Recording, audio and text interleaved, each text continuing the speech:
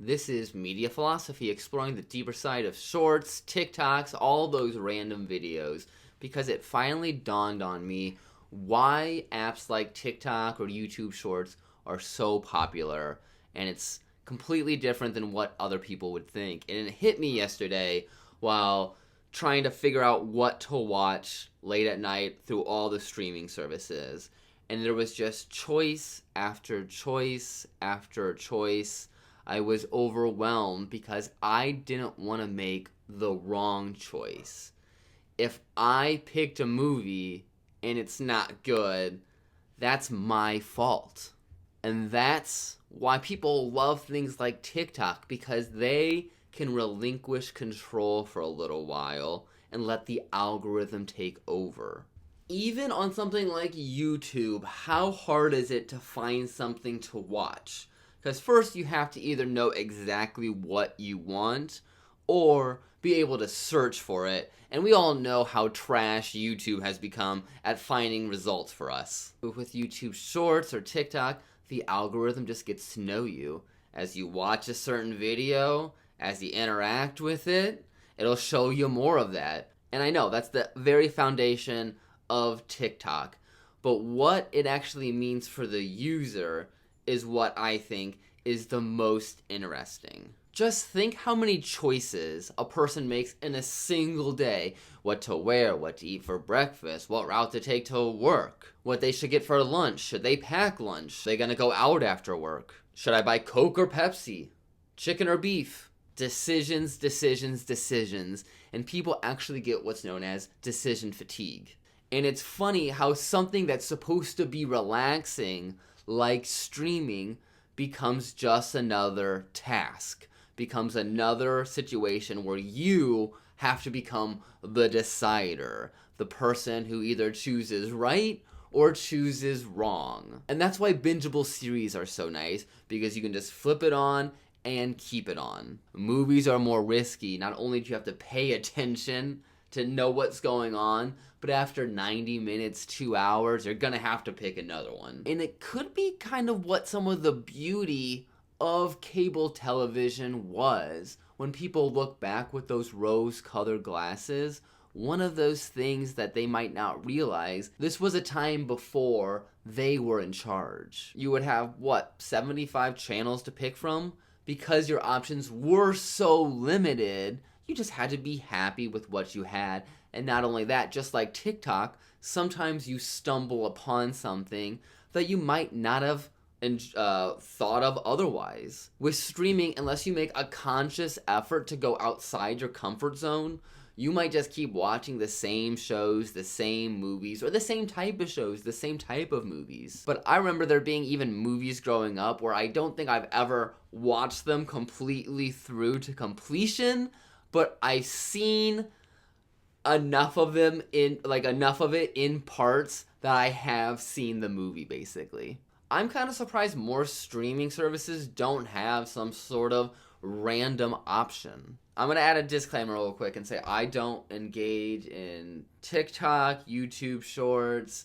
I'm afraid of how addicted I'm going to become. I know I have an addictive personality, so you have to know thyself and know when to stay away. But for people who do use these services, is this something that does resonate when you are using TikTok or YouTube Shorts and you're just letting the swipes take you wherever the algorithm may lead you? Is that part of the fun, is not knowing what is coming next? That's something I didn't even think about either, is it's the fun of the surprise, the fun of the unknown. With streaming services, you can't really have any surprises unless you relinquish control to somebody else, close your eyes, and just accept whatever's on. But if you're by yourself, then there's no way to be surprised in the sense that you have to purposely pick something. And again, psychologically, I wonder what effects that have with how we view the show. I wonder if we judge it with different metrics. I feel like I wasn't nearly as picky with television, with cable television, as I am with streaming. And I feel like when I'm even around cable television, I am more accepting of just what is on. Sometimes if I'm visiting my mom, I will be more likely to watch a movie on network cable television with ads than that same movie available for streaming. Because again, it was just on. I will spend way more time just looking for something to watch than actually watching it, to the point where it's gotten so bad that what I've started to do is put something on the smart TV and then scroll through my millions of streaming service apps looking for something I actually want to watch. What I think part of it, though, is the loneliness factor. It's the individualness factor of it all, too. When you're by yourself, you probably don't want to be in charge, because that's when I find myself the most pickiest with streaming services, is when everybody is asleep, or I'm by myself for a weekend or whatever, and I get complete control of the television. That's when I'm going to freeze up and not choose anything. But when other people are around, I'm more adventurous. I will let them take control. I don't care as much, because it's the people around you that make the show. But that's not what's the norm anymore. Individualized content is the way things are going. But hopefully we can get away from that. I think we're waking up to the dangers of this.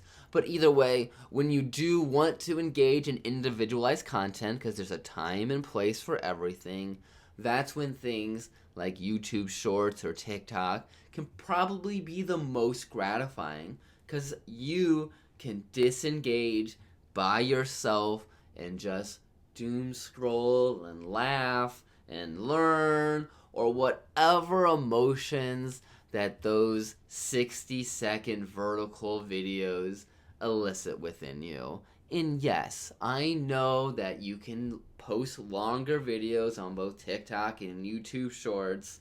I'm just saying. Again, I'm not a scientist or a sociologist or anything of that nature, but I wonder if there is any sort of correlation between the rise in feeling alone and isolated and the rise in popularity of vertical video formats. Because there's really no way... Well, no, that's a very boomer thing for me to say. You can definitely share, screens with people while watching vertical videos and whatnot. But I do think there is a limitation to how many people you can share it with at once on a single device that's not a computer. These shorts are so quick that you can just pass it along to your friends so quickly and everybody watch it within a couple minutes, or just send the links to everybody else. But again, psychologically, the feeling of just you holding the phone by yourself and scrolling, it conjures weird feelings, almost like dark feelings of like being lost in some sort of spell. And I'm not just talking about TikTok viewing in general. I'm talking about doom scrolling. I think it's just so interesting. And I am 100% guilty of missing so much around me because I'm doom scrolling information that is barely relevant to my life, that it's not going to get stored in my long term. It is just insane how we're just looking down. I'm just looking down and doing this motion, and somehow it's just so gratifying. The endless fields of information, whether it be Instagram, Reddit, TikTok, YouTube, it's all the same though. It's all a distraction from the real world, or from each other. That's actually the real distraction. It is a distraction from each other, I would say. No, I'm not saying we all need to start making long conversations at checkout lines, holding hands, singing Kumbaya. But there is something to the simple art of conversation. The art of simple conversation. And this is probably more of a projection and says more about myself, because there are plenty of people out there who live real lives, who can talk to people, who aren't living chronically online. But how much rarer are those people becoming? And there's not a single place to place blame, because let's be real. Humans want to be comfortable, and what is more comforting than just, again, disengaging, holding your phone, scrolling through endless, hilarious cat videos? I mean, some people would say that is a level of heaven.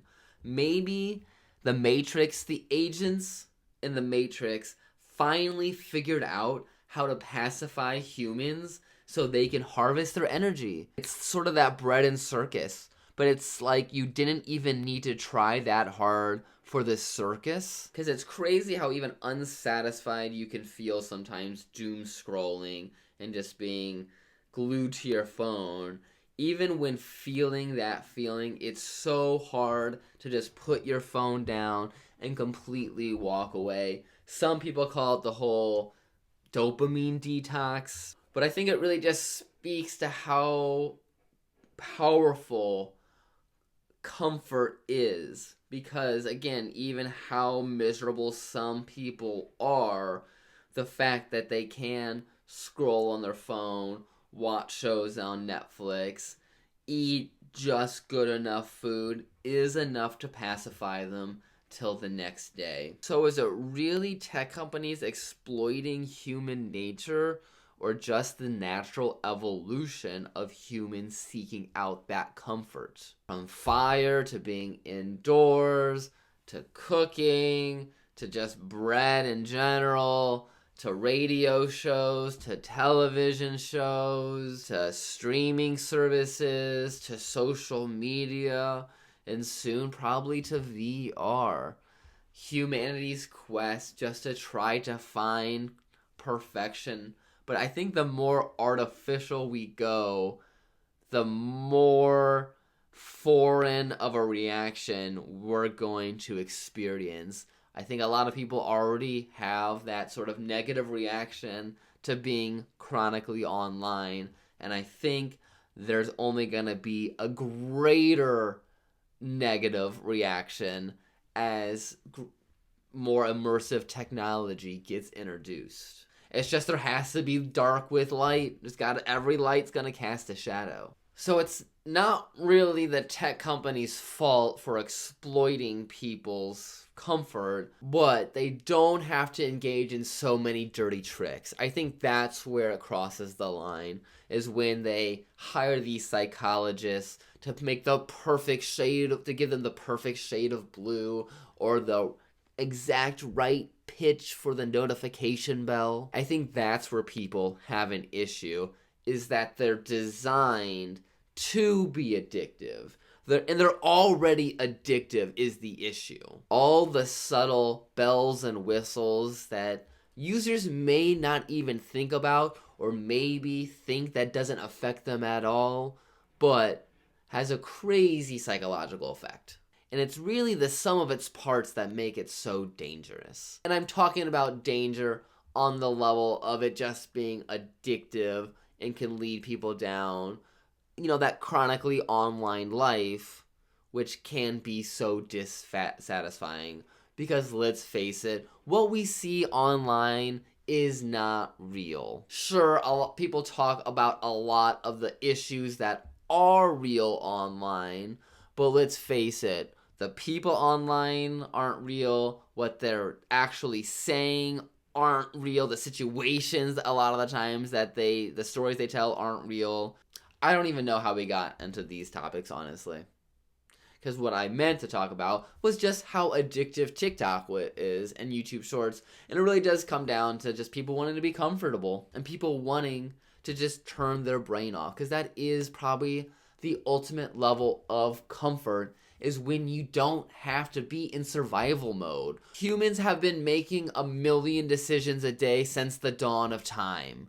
This is probably the first point in the first grain in the sand of time for humanity that we've actually been able to disengage on a mass scale. So it's not crazy that people are adopting this so much. Again, it makes sense that you want to be comfort. That's like the ultimate level of safety, is not having to think. So streaming services are always going to lack an appeal that these algorithm-based entertainment companies like TikTok have, because you have to actually choose and live with your choices.